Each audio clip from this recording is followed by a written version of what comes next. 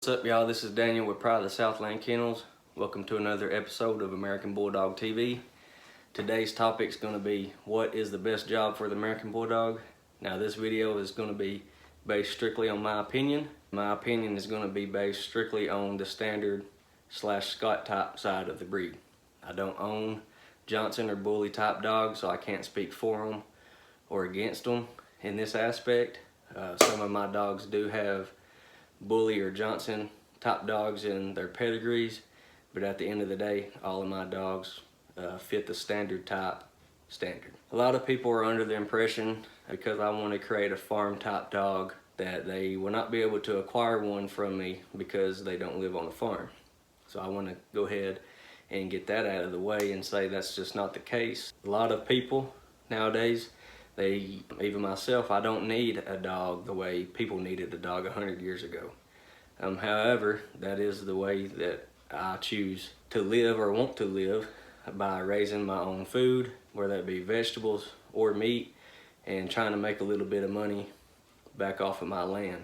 Instead of just maintaining it and mowing it, just letting free land sit, I'd rather use as much land as I can. When I look at a dog, I think I look at a dog in a different light than most people nowadays. Not all people. A lot of people share the same opinion as me, but I feed these dogs, I raise them, I exercise them, I train them to the best of my abilities, take care of them with vaccinations, dewormings, take them to the vet when needed. So if I'm going to do all of that for a dog and spend all that time and money, I want to know what that dog can do for me in return. So the simple answer to the question, what is the best job for the American Bulldog, to me is any job. In my experience with the dogs that I've owned up to this point, as long as you have something for your dog to do and it feels like it's doing something for you, it'll be content. If you live in a subdivision or an apartment or anything like that, as long as you're very, very active with these dogs, you'll be successful in raising this breed.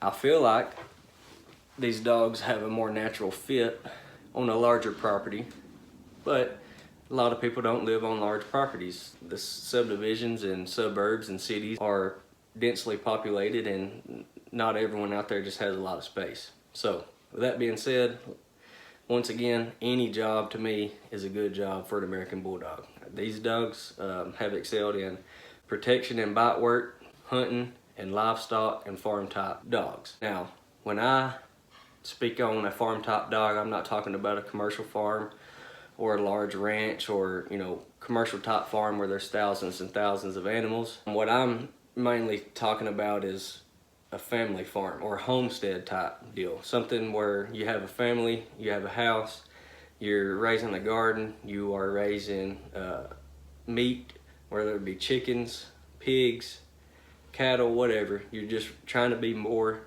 self-sufficient. To me, in my opinion, this breed can help you become more self-sufficient.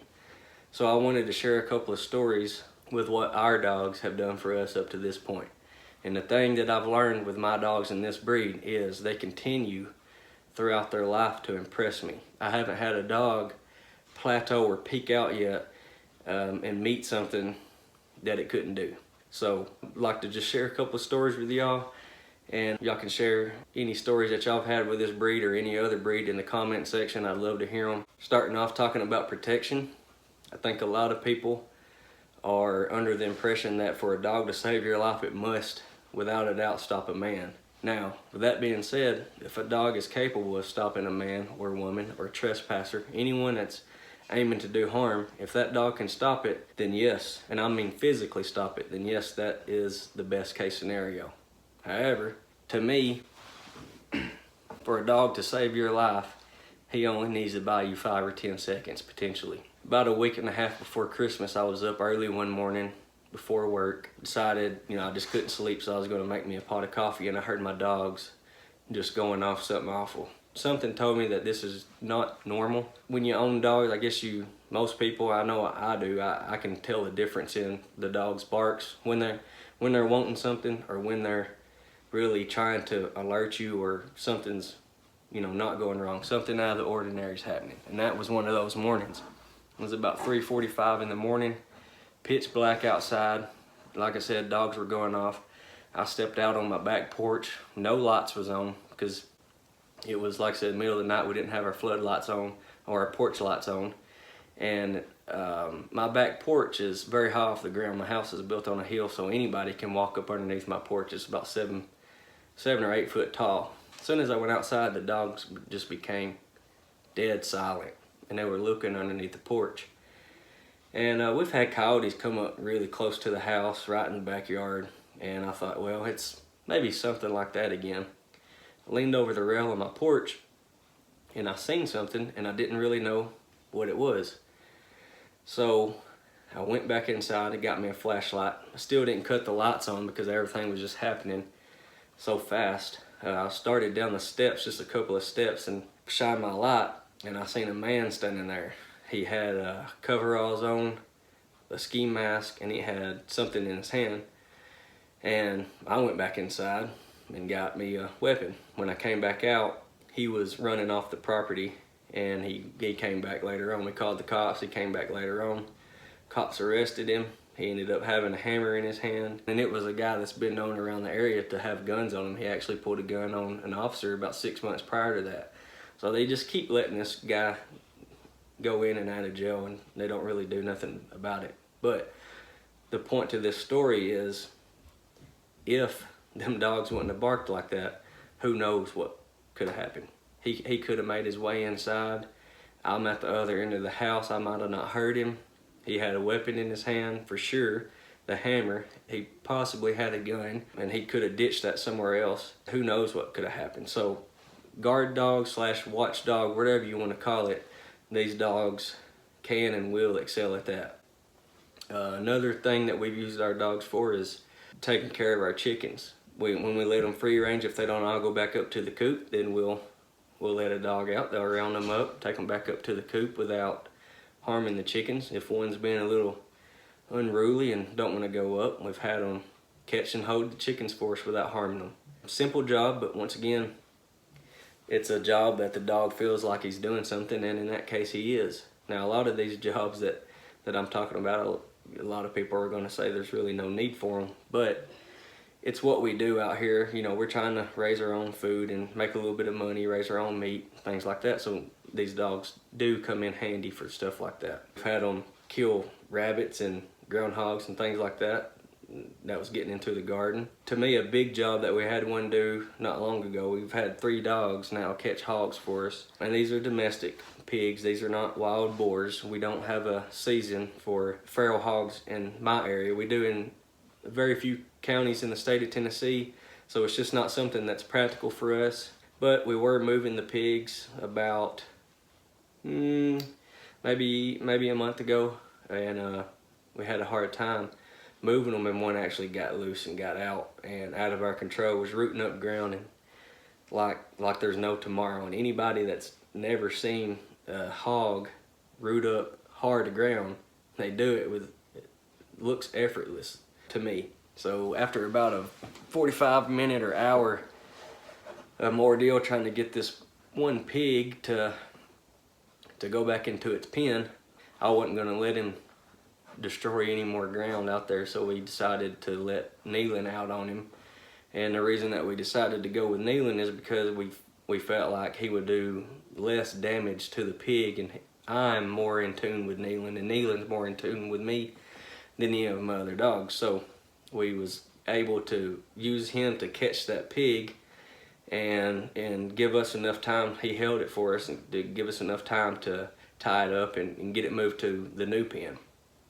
Well, when my wife pulled Neyland off the pig and I was tying up the hog, she had the leash on him, and this is just adding to the story just to show you how tough these dogs are. He actually pulled my wife to the ground, ended up breaking her thumb and her ring finger on one hand.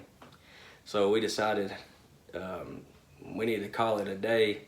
We need to go back inside and regroup. You know, at this time we didn't know her fingers were broke, but they was hurting her pretty good, and they had swelled up and turned black and blue. And 5 minutes after we were inside, the other pig that was left in the pen escaped. My son seen him through the kitchen window get out, and as soon as he got out, he told me, he said, "Daddy, that other pig's out." and then Neyland was still out, so Neyland, boom, caught that pig too. Then the pigs tossed Neyland around a little bit, but he was able to get the job done. So right after we drug that other pig to its new pen, we had to turn right around and do it. My wife helped me pull the dog off the pig once again with 2 broke fingers, and we was successful in finally getting those pigs moved. The other 2 times that we've used our dogs was in the new pen.